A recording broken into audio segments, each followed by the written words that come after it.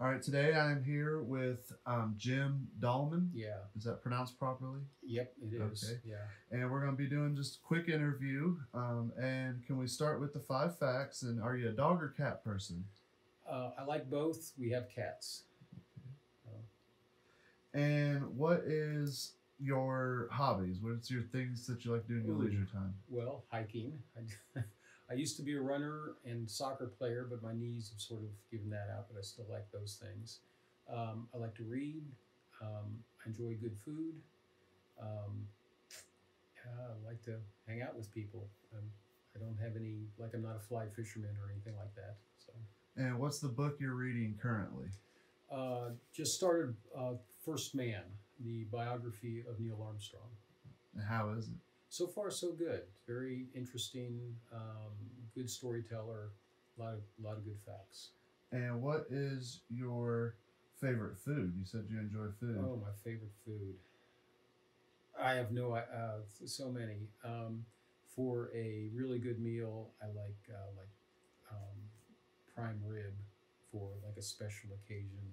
But I also just, day in and day out, something Italian. Okay. So. And what's your favorite place to hike in the region? Oh, heavens. If I just have sort of like a half a day, Dennis Cove, Laurel Falls is a good go-to one. Can you go ahead and introduce yourself? Tell me a little bit about yourself. Why you're very a studied man. I've read your biography on the Milligan website, and why English? Why books? Why seminary? Oh, okay, yeah. All right. So, just to go back, the byline on my articles and the book is S.J. Dahlman, and so my real name is Simon Jacques. So somehow I got tagged with Jim as a nickname from infancy. I don't know how, but anyway, so I go by both. But that's where the S.J. comes from. Grew up, sort of split my childhood between New York City, in and around New York City, and Tampa, Florida. Came to Milligan for my undergraduate work, and then went away for about 20 years to do other stuff. Was minister in England for a little over 5 years, northwest of England in a town called Wigan. Very working class, old coal mining, cotton mill town. Worked there for 5 years. Then kicked back into journalism while we were in England. Our denomination needed a new magazine editor, and I'd been doing some freelance writing and things like that, so they asked me to do that, and that kind of got me back into journalism. And so when we moved back to the States, I just applied for journalism jobs, and that took me to being magazine editor for a couple of Christian magazines through the years. I grew up wanting to be a journalist, and then when I got into high school, my pastor was saying, "Oh, you should think about ministry." So that's one reason I came to Milligan, because it was a Christian college, but it was a liberal arts college. So I thought, well, I can go from there either into journalism or into ministry. And one of my professors here was doing some work over in England, and he asked me and then my wife to come over and work with the church for a few years. So we did that. But like I said, then that sort of helped in an indirect way kick me back into journalism. And did that for a while. So edited a magazine. We lived in Cincinnati for about 9 years. Went to Colorado Springs for another few years. And then the journalism professor job opened up here. It's almost exactly 20 years. And so I was invited to come back to my alma mater and teach journalism, and been doing that ever since, along with some other writing and work on the side. Worked at John City Press for a summer or two. Wrote a column for the John City Press for several years on religion, sort of marrying the ministry and religion aspect with the journalism aspect. then this book grew out of a project I was working on, a degree in creative nonfiction at Goucher College near Baltimore. And we basically needed a book project for that. And I was interested in hiking, and I'd stopped off at the Cumberland Gap one day on a trip and saw the signs for the Wilderness Road and just started getting curious. And as I explained in the book, it kind of just took me back to some early history lessons, and I was thinking about Daniel Boone, and so I started digging into all that, and decided, well, if I'm really going to get to know this road, this region, then maybe I should walk the trace that Daniel Boone started out, that then grew up into being the Wilderness Road. And so that's where all that started. And it was also sort of a personal thing, because I'd lived here, by then I'd been living here about 13 or 14 years. But, you know, I'm from New York and Tampa. I'm not from Appalachia.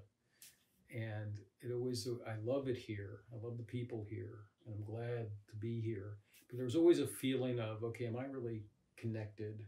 You know, is this home? And so part of this was an effort to get to know my adopted home region better, get to know people, get to know the places.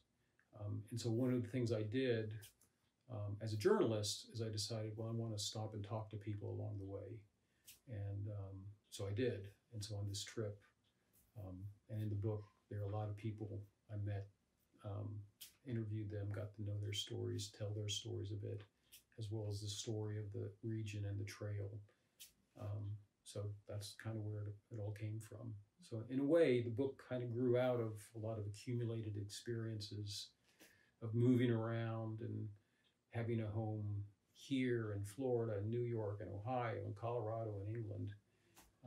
So, okay, so where is home, and what does that feel like? And then the other things kind of fit in there as well. And I'll stop rambling now. So. No, you're okay. Can you tell me a little bit more about your book? What was, you said it was kind of born out of a school project that you had to have a book subject for. Yeah.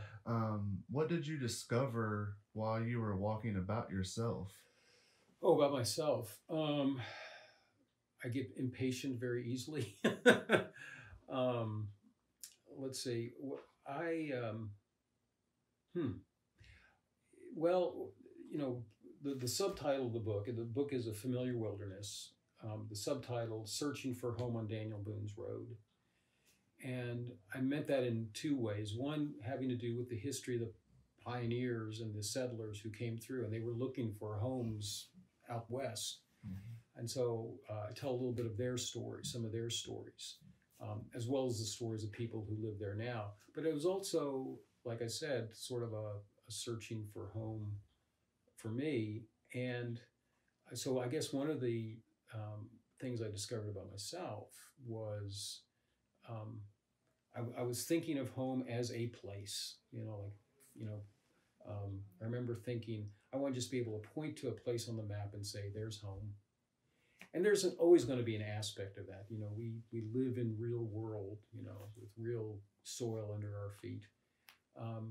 But to some extent, there's also a matter of home is where we invest ourselves, where we literally spend our lives in terms of contributing and, so it's almost as much of a intentional kind of decision and investment we make in a place, and which I hadn't really thought of home quite in those terms before. And so that's what it is. I mean, it's sort of like, well, am I home? Well, yes, it is, because here I am investing, spending my life here. And so I discovered that about it.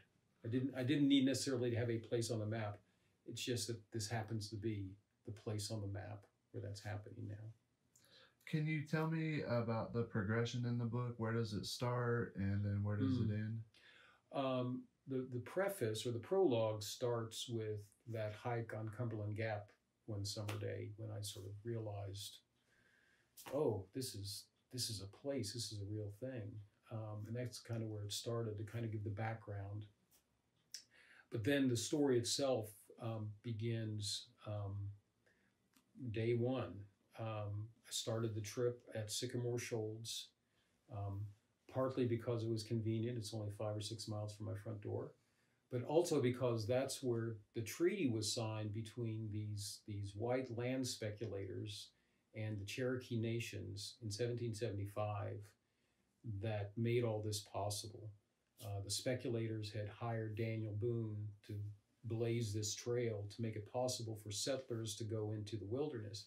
And that's where they signed the treaty. So historically, it's significant for the story. So I started there and then went up through Johnson City into Kingsport, into Virginia, over the Cumberland Gap eventually, into Kentucky.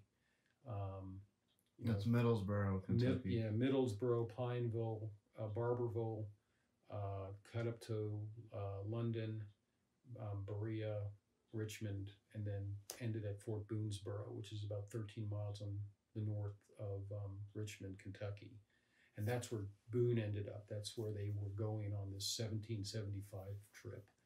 So that's how the trip went. And that's pretty much how the book is structured. There's a little bit of flashback here and there, but that's the book. What did you learn about the people who live in the region now during your travels? Well, in some ways, it confirmed what I already suspected, and that is that by and large, people are hospitable and friendly and good-hearted. I benefited a lot from a lot of generosity, camping in people's yards. I would just walk up to their door and say, "Got a nice place here. Can I put my tent?" And sometimes I was said no. I was told no. Other time, but most of the times, yeah, is that good enough? And there I was camping in somebody's yard. So it confirmed what I thought. Yeah, people are generous here and good. What I also found was that there are a lot of stereotypes that surround Appalachia, and that's one of the reasons I wanted to do this. And I suspected the stereotypes, as most stereotypes were not completely true. And again, that confirmed it, which is people are very diverse in their thinkings and their attitudes. They agree, people would have a lot of the same viewpoints about things, but there was a lot of nuance. I had some great conversations with people that kind of push against that everybody kind of thinks the same way. There's a lot of different thinking. People are very much attached to the land here, which wasn't a big surprise.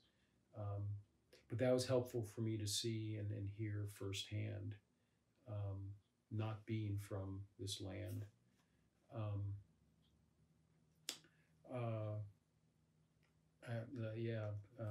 There's so much I could go on. Many people I met have very deep roots in this place. I met several people who have direct connections back to the earliest settlers, including a guy right on the north edge of Johnson City, whose last name is Boone. Met another guy in Virginia whose some ancestor had actually walked the trail with Boone back in 1775. Last guy I interviewed, up at Boonesboro Park, he was a descendant. His ancestors had settled land right there in 1777. So a lot of connections there. What do you hope is the takeaway that people get from your book? Several things. I'm writing this as somebody who has moved here from another place. And so I hope that for people who don't live in this region, but might have some ideas about Appalachia or the South or whatever, particularly Appalachia, that this helps them see a little bit better the diversity here and the variety of folks, and just see this less as sort of a stereotype and more as a place where real people really live and they're very much invested in it. for people who live in this region and might read it, I hope it gives them some insight into how somebody, you know, who's moved here and in a sense, you know, kind of still looking at it with a little bit of an outsider's lens to some degree, you know, same thing in reverse, you know, how is this region seen by people who didn't grow up here? And so maybe just some awareness raising like that. I also hope that with the history combined with the descriptions and the conversations from the present day, that people see the connections between our past and our present. One of my goals was to say, well, was to ask the question, well, this region started out, at least from white settlers' points of view, as a wilderness, and then we took it and have developed it. Well, what does that development, what is that history for the last 240 some years?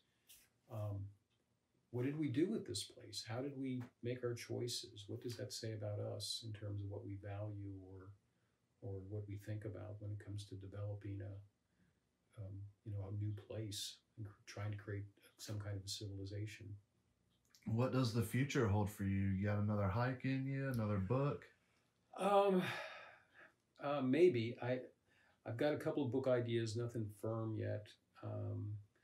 I don't know about a hike like this. I would love to, but as I mentioned earlier, one of my knees is giving me a lot of trouble, so I don't know if that's going to happen. But I would love to do something like this. I love the idea of as a journalist, of getting out there and meeting people and seeing places, being able to describe that and bring those stories back to people. So I would love to be able to do something like that, but I don't have any firm plans right now. And what advice do you have for our audience and the readers of your book? Buy it, read it. Well, I hope it does some good. I hope it maybe generates some conversation. I hope it open, like I said, raises some awareness, maybe shines a light on some parts of our history that we can look at and go, well, that was well done, and other parts of our history that we might say, not so well done, how can we do better?